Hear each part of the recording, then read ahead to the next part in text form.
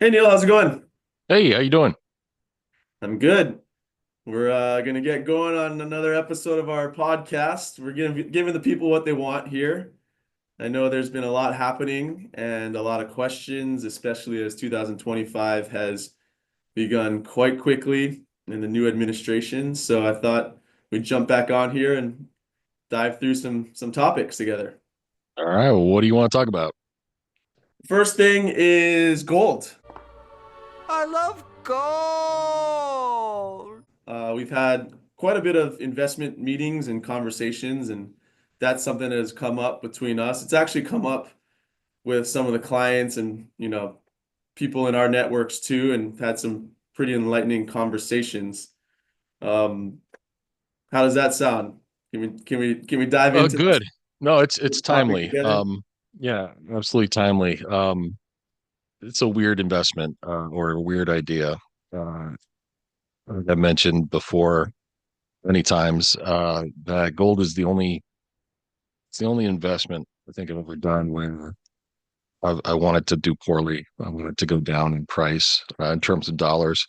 Higher gold is not good, and yet we always we often find it as a necessary part or a necessary allocation of a multi-asset portfolio. And uh, over the past year, and especially now with the new year, new administration, uh, different fears are coming up, different opportunities are coming up too.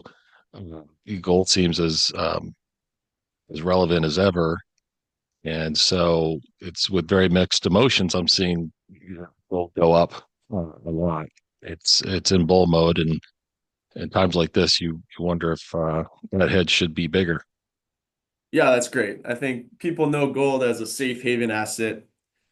I think a lot of us know kind of the basics of gold, just having low correlation or I guess opposite correlation from the dollar typically, low correlation with general markets, stock market, hedge against inflation.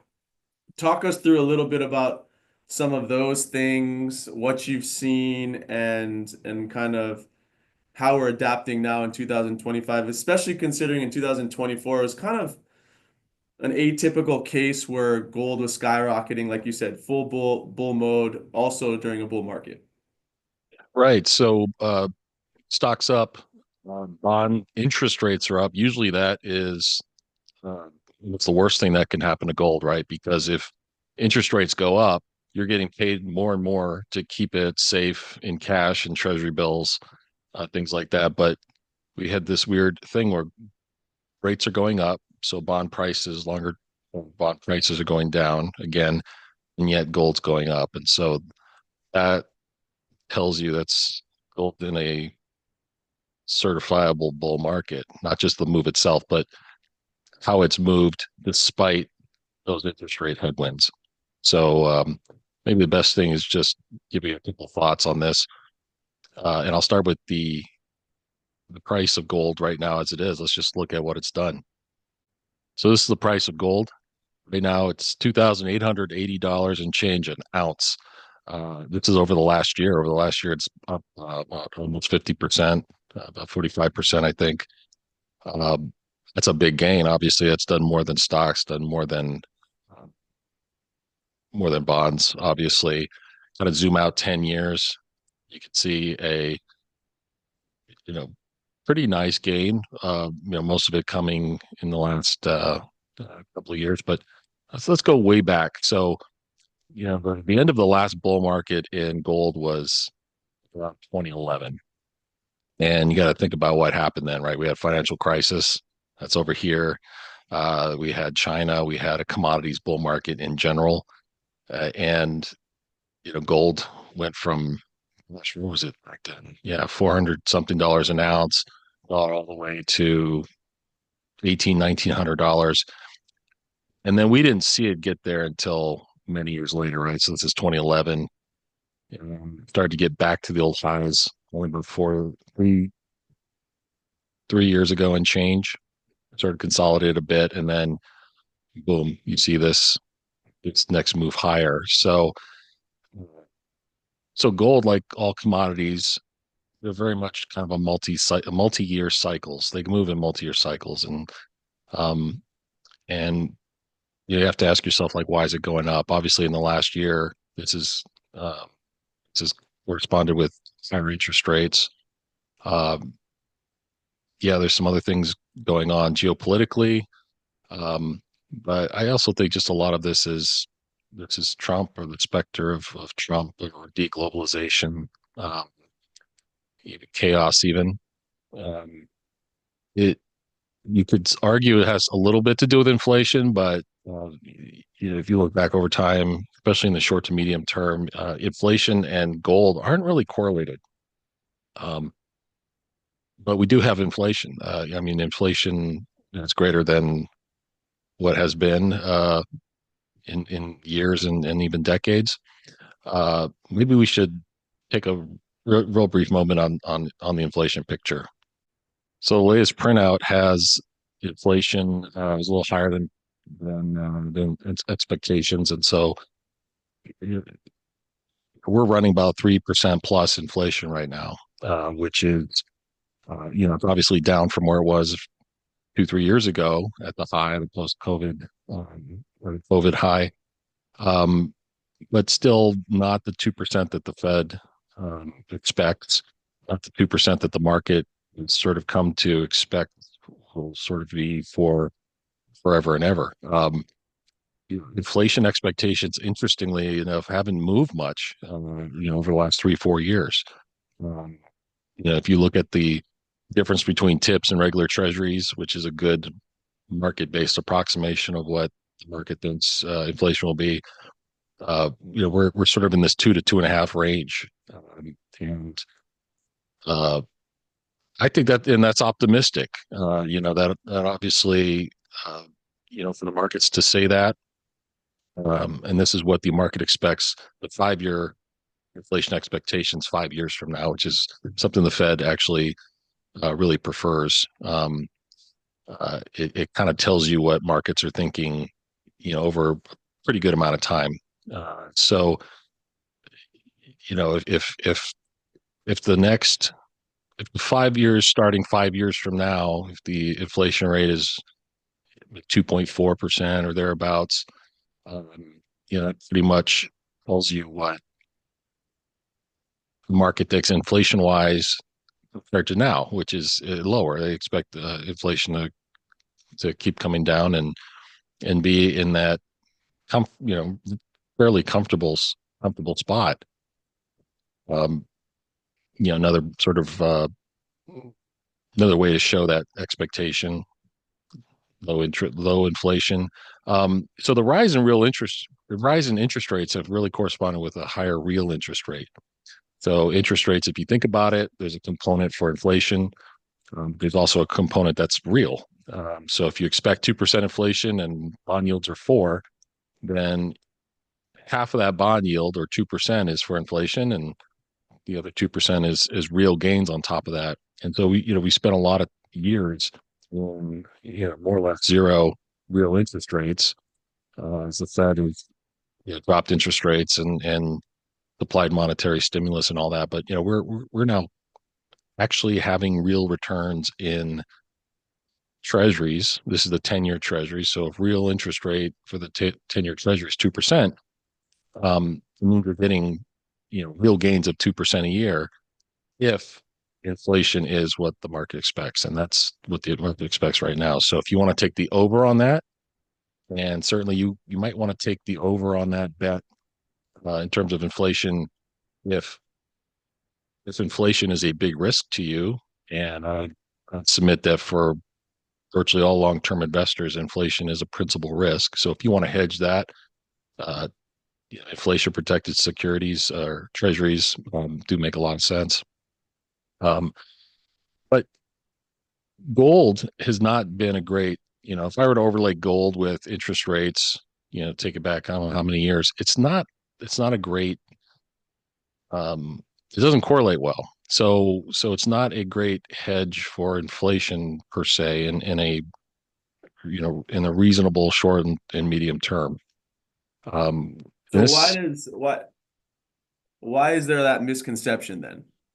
I just think, well, because if you think it is a commodity, it is a hard asset, and so when you think inflation, what does inflation mean? It means prices go up for things, right? And Purchasing so and power goes gold, down, and then the idea is that gold holds its value. right, right. So but I'd submit gold is probably a better, call it year to year type hedge if you have more extreme inflation. But inflation going from 2 to 3%, or expectations for inflation, going from 1.5 to 2.5%, that doesn't really affect gold. I argue that gold is really a hedge on something more existential. It's not about inflation per se. It is about the system or confidence in the system. Um, and inflation could be a reflection of lower confidence in a system, right? So right now, I think Venezuelan inflation is like it's come down a little bit, but it's still 85% a year. That if you're Venezuelan and you have assets worked in local currency there,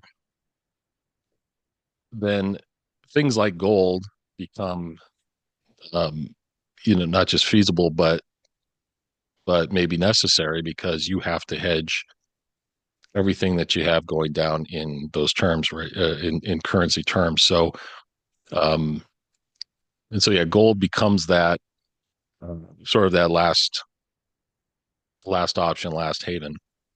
Um, this is a little, it's maybe a little misleading in terms of how much gold has gone up, because well, the chart is not logarithmic, and it's over a very, very long period of time, showing we had, at least in the United States and the world, because gold is denominated in dollars.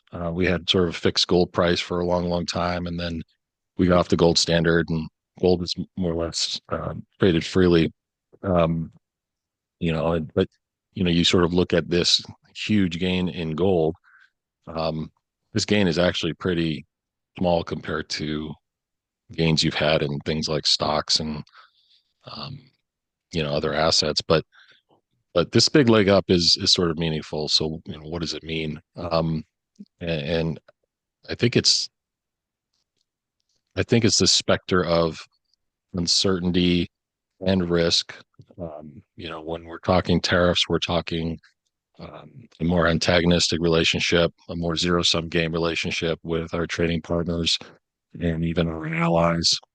When we're talking about deficit spending as far as the eye can see. And to be clear, this is not even a left versus right politics. Both sides, um, prescribe more deficits and more money printing and things like that. So at some point, people wonder, when is it too much, or when are we really past the point of no return? And arguably, with each month, we're getting kind of closer to that. And so gold all of a sudden becomes something of a consideration, right? Even just most portfolios that have zero, you go from zero to something. And I'm talking even big portfolios, big institutions, including and especially central banks. In the margin, that's a big demand increase versus supply. Supply is pretty fixed. I mean, they only can find so many ounces of gold a year. It's getting harder and more costly to produce gold. All the low hanging fruit's been picked. This chart's interesting because it shows you central banks are increasing gold, right? So each central bank will have a basket of currencies as it manages its own currency and interest rates. And it shows you that gold is on the bottom, is becoming a bigger part of their basket. And for foreign central banks, the US dollar is becoming a smaller.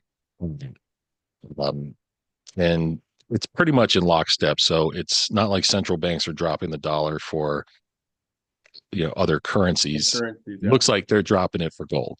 Yeah. So I think this is super interesting. And this was a question that I had for you and that I've been learning more and more about.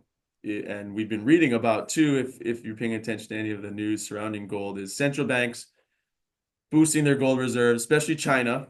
And I know you mentioned some of the geopolitical and risks and, kind of what's happening out there in terms of the tariffs and our trade policies and our relationships with countries around the world. Can you just make the clear connection on why these central banks are doing this? Oh, good. Yeah. So they're managing a lot of things, inflation, their interest rates. A lot of countries have to manage their currency. You brought up China, which is actually, could be have to be sort of intellectually honest here. There is a chance that China's predicament or the China situation right now is maybe a lead mover in gold lately. So talked about Trump and the state of geopolitics and all that, but in China is in some trouble, and I say that because growth is coming, lower and lower. They're not able to manage or produce the kind of growth that uh, they used to be able to kind of post GDP wherever they wanted it, right? They want GDP to grow 8%. They post 8% or 10%. Now it's like 5% and falling. And if you look at Chinese interest rates, they are the lowest they've ever been. I think the 10-year treasury equivalent in China got to like 1%, something like that. That's never happened. Um, and and so it kind of tells you that there's something pretty wrong going on there. Now, most of that money there is captive. They don't have they have capital controls. Capital can't move freely in and out of the country. Um, um, and at the same time, China has to maintain that one peg to the dollar. So China does not have a free floating currency. It's pegged more or less to the U.S. dollar. Um, so just interesting. They've been dropping dollars in treasuries for a long time in terms of their reserves. Um, but if you're hoping to if you're hoping to um, be a little bit more independent of the U.S. dollar, you need to back your currency with something. Currency at the end of the day is about trust, right? The value of a currency, and over time, the currency's value is pretty much what it deserves to be. And so you can imagine one of the ways to bolster currency or to make it look better or to prepare for rainy days is to, create your paper currencies and buy something real, buy gold. So, um, China has been buying a lot of gold, um, and a lot of these flows you can see because it is public information. You can't sort of buy a bunch of gold in secret. Um, and a lot of this gold ultimately is held in only a couple, two, three places in the world. Um, and so they're buying, and we can speculate on why. And it's probably those reasons and a whole lot more. But also there's sort of this back and forth where it's all things equal, you're going to buy gold if everyone else is buying gold, and so on and so forth. And so what's clear is that you're having more institutional big players uh, buy gold and hedge a number of things at the same time. Sure, sure. Um, I think that's a great point about hedging, not just inflation, but there's all of these risks, macro risks, right. you know, Yeah. So foreign affairs, all these things come into play when it comes to gold, which is very, very interesting at this time. yeah. So the China is a whole. That's a whole big bullet point. In terms of the gold story. But the other one, again, um, changes at the margin in terms of U.S. politics, the China situation, and then this realization. The third one, maybe this realization that debts and deficits are here to stay, and in a profound way. So, fiscal and monetary stimulus have only increased over time, and uh, COVID was, everything went into hyperdrive, right? Trillions of dollars borrowed, trillions of dollars printed, not just in the U.S. but around the world, and then that stimulus was supposed to come off, right, or normalize, and the Fed raised interest rates. and it brought down the supply of money growth. This is a chart of M2, which is a popular gauge for the amount of money supply out there. And they just had a real brief moment in time where they actually could shrink the absolute amount of dollars out there, and did that with the end of quantitative easing, going to quantitative tightening, let the Fed let bonds on its balance sheet sort of run off, um, and got more cash. And just like the Fed can print money, the Fed can also destroy money. And but we can see that happened as planned, but only for a very short period of time. And for months now, the money supply is growing again.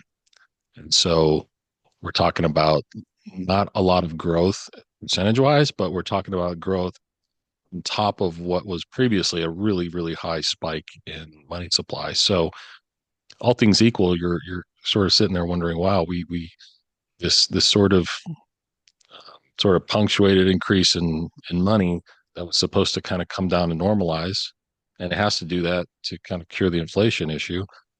Maybe that's not happening. Maybe we're stuck, and that's in deficits funded with printed money is uh, not only here to stay, but will continuously be relied on.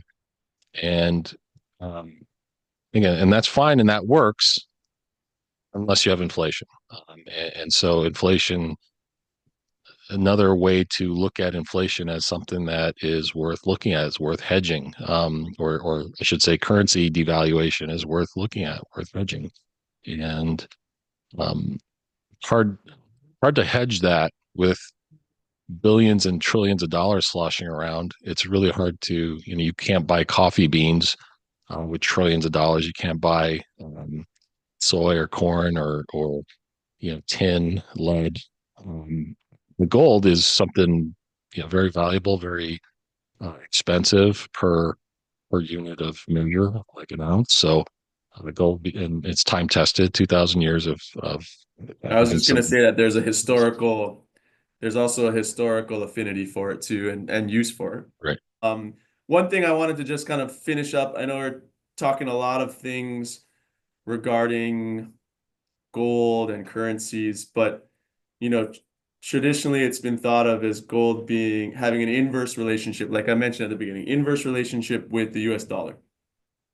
Maybe just a couple extra thoughts on that, why that is, because obviously people here at home are tracking the dollar quite a bit, especially as a lot of people travel, go to Japan. They're just tracking that conversion quite a bit. So, what are your thoughts on that, and how do you see that kind of playing out moving forward?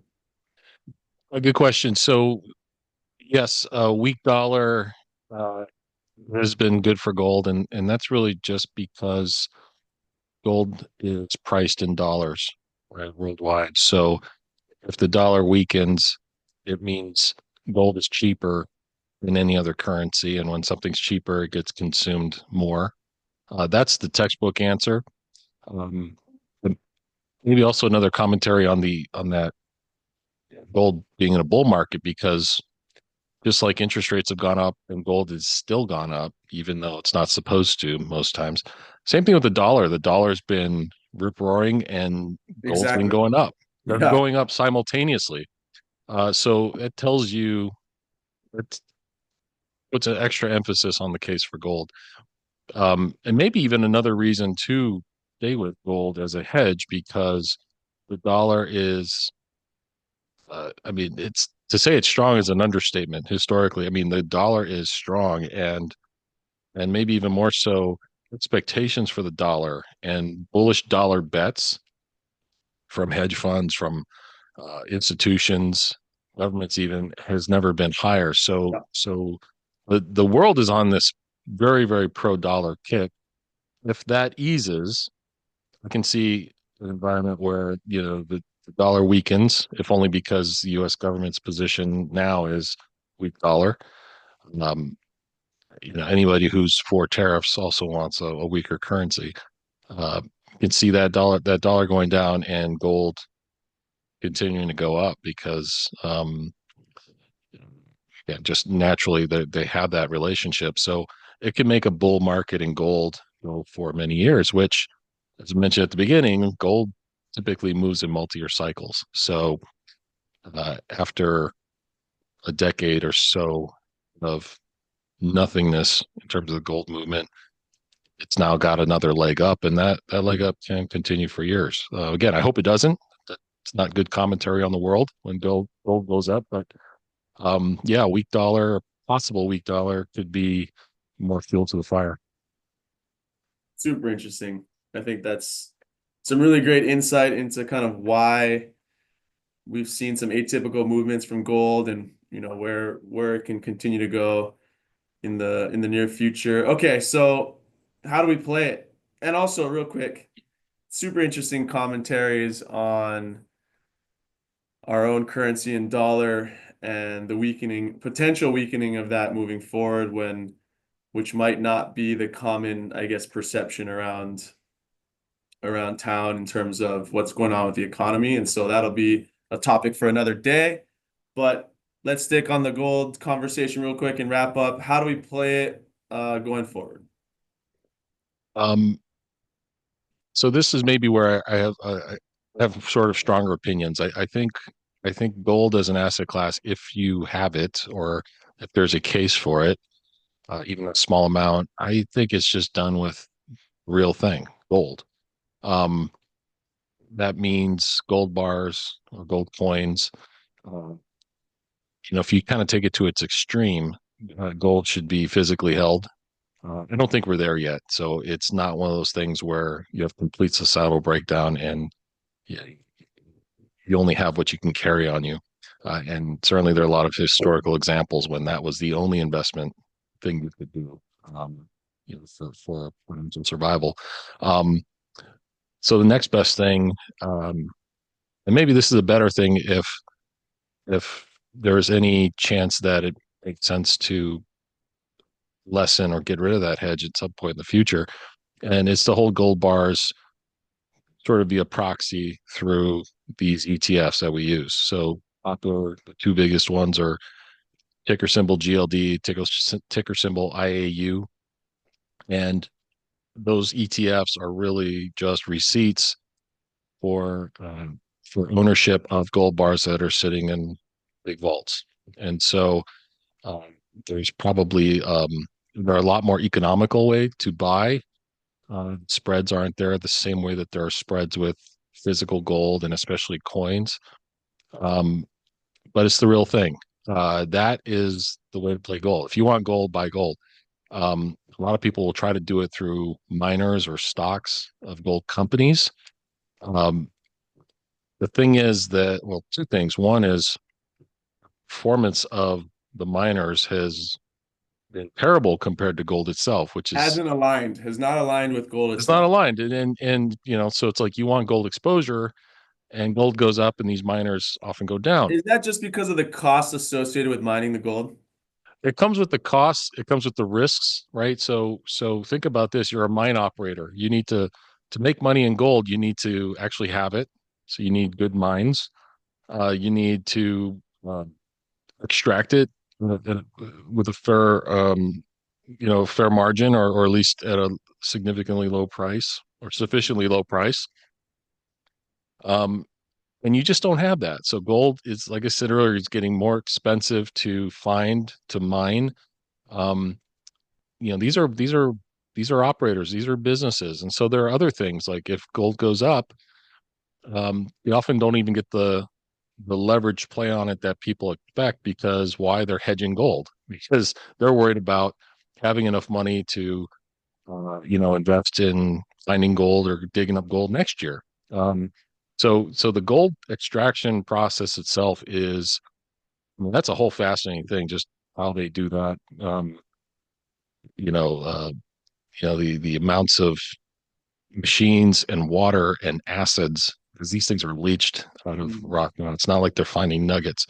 Um, and so, yeah, a lot of people will play gold miners, and there's just a lot of risks, and there's just too many ways, too many risks, too many ways to lose money. So, like I said, if gold It's part of the it's part of the basket, part of a multi-asset portfolio.